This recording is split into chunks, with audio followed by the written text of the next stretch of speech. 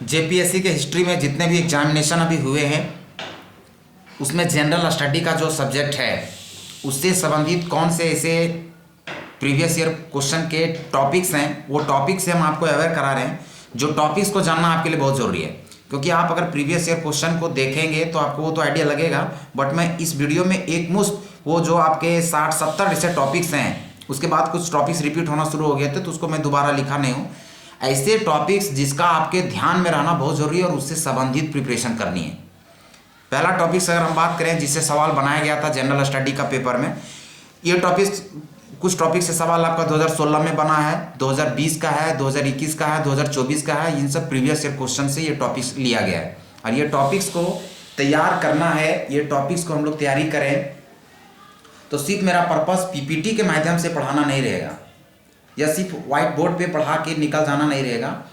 Purpose is that कि आपको जो टॉपिक्स है उसका मेंस पॉइंट ऑफ व्यू से कैसे हम एग्जाम में लिख सकें, उसके उन सारे एलिमेंट्स को इंक्लूड करना है एक इन्फोग्राफिक्स वे में, एक मतलब चार्ट के रूप में। उसमें हम लोग उस सारा मटेरियल्स को उसमें इंक्लूड करते हुए उसके डिस्क्रिप्शन को पढ़ेंगे।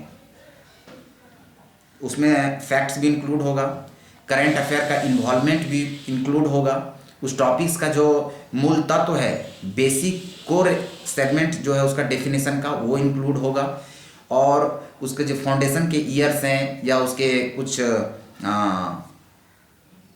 इम्पैक्ट है या आउटपुट वाले सेगमेंट्स हैं वो उसमें आएगा बेसिक तरीके से इन्फोग्राफिक वे में।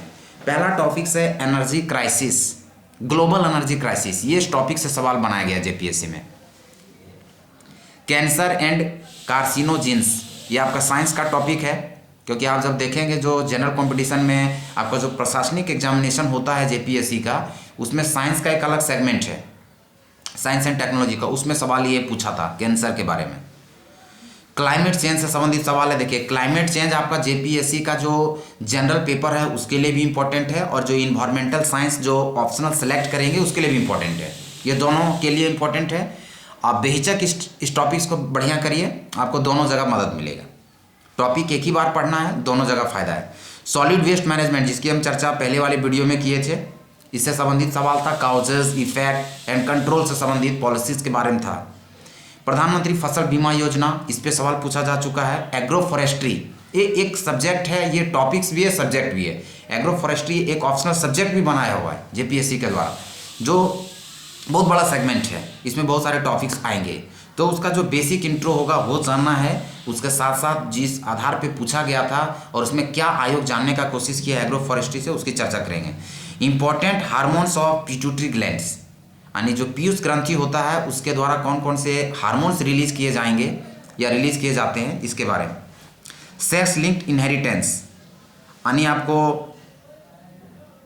कुछ बहुत सारे बच्चों में आप देखते होंगे कि कुछ ऐसे डिजीजेज हैं जो रेंडमली पता नहीं चलता है या लेट सवेर पता चलता है, और वो पैतृक रूप मतलब कह सकते हैं ट्रेडिशनल वे में आ रहा है, इनहेरिटेंस के वे में आ रहा है, वंशानुगत तरीके से वो बीमारी हो रही है। उसमें सेक्स लिंक्ड भी आता है, यानी सेक्स से संबंधित जो बीमारियाँ। केपलर्स लॉ, केपलर्स के द्वारा जो वैज्ञानिक से उनके द्वारा जो लॉ दिया गया है मोशन का, T square is directly proportional to R cube, and इसके तीन लॉ हैं, उसमें से तीनों लॉ को डिस्क्रिप्शन के साथ करना है। इंफ्रासोनिक और अल्ट्रासोनिक साउंड्स के बारे में पूछा था।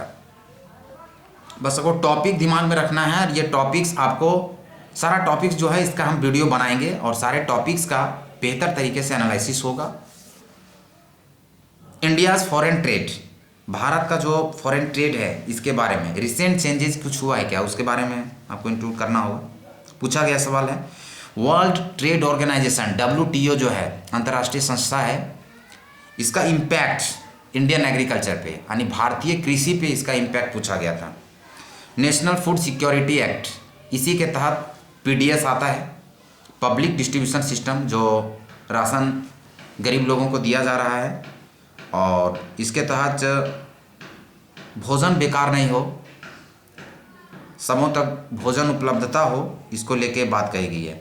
इकोनॉमिक इंक्लूजन्स की बात, एम्प्लॉयमेंट, एजुकेशन, एम्प्लॉयमेंट जनरेशन और एजुकेशन का इन्वॉल्वमेंट, इसको ध्यान में रखते हुए सवाल पूछा गया है।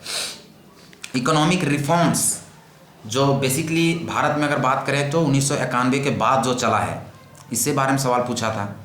एग्रीकल्चरल मार्केटिंग डिफेक्ट्स यानी भारतीय कृषि से संबंधित मार्केटिंग्स, यानी आप देखेंगे बहुत सारा पोर्टल्स है, ई नेम करके सरकारी वेबसाइट्स है, जहाँ पे आप धान को, गेहूं को, मक्का को ट्रेडर्स के पास या होलसेलर के पास बेच सकते हैं। अगर एज ए फार्मर आप हैं तो एज ए फार्मर आप रजिस्टर्ड होके, किसान रजिस्टर करवाते हैं उसमें CSC के माध्यम से, या खुद भी रजिस्टर कर सकते हैं। उसके बाद अपने जो फसल है उसको सरकारी चैनल के माध्यम से, यानी एग्रीकल्चर मार्केटिंग्स का ये कैटेगरी में सवाल पूछा गया है। इंडस्ट्रियल पॉलिसी झारखंड में अभी देखिए रिसेंटली कुछ चेंजेज आए थे इंडस्ट्रियल पॉलिसी को लेके, और सबसे पहले 2016 में जो बना था उससे संबंधित सवाल था। फंडामेंटल राइट एंड ड्यूटी जो पॉलिटी का सवाल है, इससे सवाल पूछा गया। प्राइम मिनिस्टर से संबंधित सवाल पूछा है, पावर एंड फंक्शन, प्रधानमंत्री का पावर एंड फंक्शन, कार्य प्रणाली और उनकी शक्तियाँ। कॉन्स्टिट्यूशनल अमेंडमेंट एक्ट, इससे संबंधित सवाल पूछा। सबसे इंपॉर्टेंट 73rd और 74th पंचायती चुनाव और नगर पालिका, कह सकते हैं कि पंचायत से संबंधित और नगर पालिका से संबंधित, इससे सवाल, इसमें सारे सेगमेंट को इंक्लूड किया गया है। इलेक्शन से लेके वहाँ का जो अपॉइंटमेंट होगा और जो नगर पालिका के जुरिडिक्शन में जो चीज़ें आएगी, जो वर्क आएगा, वो सारा चीज़। पब्लिक इंटरेस्ट लिटिगेशन PIL बहुत इंपॉर्टेंट टॉपिक्स है। एंड राइट टू इक्वालिटी, इसको मिलाते हुए सवाल पूछा था। RTI एक्ट 2005 बहुत इंपॉर्टेंट और कारगर एक्ट है, प्रयास किया गया है गवर्नमेंट के द्वारा ताकि इसका मैक्सिमम बेनिफिट्स आम जनता को भी मिले। RTI एक्ट, इससे सवाल था। इसके डिफरेंट एस्पेक्ट को समझना पड़ेगा, क्यों लाया गया, इसके बेनिफिट्स क्या हैं, इसका क्या अभी कुछ रॉन्ग यूजेस भी हो रहे हैं क्या, इससे बारे में। Composition and role of finance commission, यानी वित्त आयोग का गठन और उसके वर्किंग कल्चर, रोल क्या है। फिर है डिजास्टर मैनेजमेंट, जो मशीनरी सिस्टम है, organisation and working. Disaster management जो डिपार्टमेंट है उसके ऑर्गेनाइजेशन में कितने मेंबर्स होंगे, क्या उसका वर्किंग कल्चर है, इसके बारे में सवाल पूछा था। इसके बाद हिस्ट्री का एक सवाल था, चोल साम्राज्य का लोकल एडमिनिस्ट्रेशन के बारे में, यानी चोल साम्राज्य जो है उसके बारे में सवाल था। मोहम्मद बिन तुगलक का टोकन करेंसी पॉलिसी के बारे में सवाल पूछा गया है, यानी करेंसी का तो पॉलिसी बहुतों ने लागू किया, लेकिन टोकन करेंसी पॉलिसी जो मोहम्मद बिन तुगलक के द्वारा लागू किया गया था, इससे संबंधित टॉपिक्स पे सवाल है। लिबरलाइजेशन इन्वॉल्वमेंट में इंडिया का क्या योगदान था, स्पेशली फॉर बांग्लादेश। बांग्लादेश का जो लिबरेशन मूवमेंट हुआ था उसके बारे में, लिबरेशन मूवमेंट जो हुआ था बांग्लादेश का, उसके बारे में, इंडिया का क्या रोल है उसके बारे में। तो ये सब इंपॉर्टेंट टॉपिक्स हैं, और ये करीब करीब 20 टॉपिक्स हमने प्रीवियस ईयर क्वेश्चन जो JPSC पेपर 1 में हमारे लिए इम्पॉर्टेंट है, साथ ही FRO एग्जामिनेशन का जो पेपर 1 है जनरल स्टडी वाला पेपर, उसमें इम्पॉर्टेंट है, उसका हमने डिस्कस कर दिया।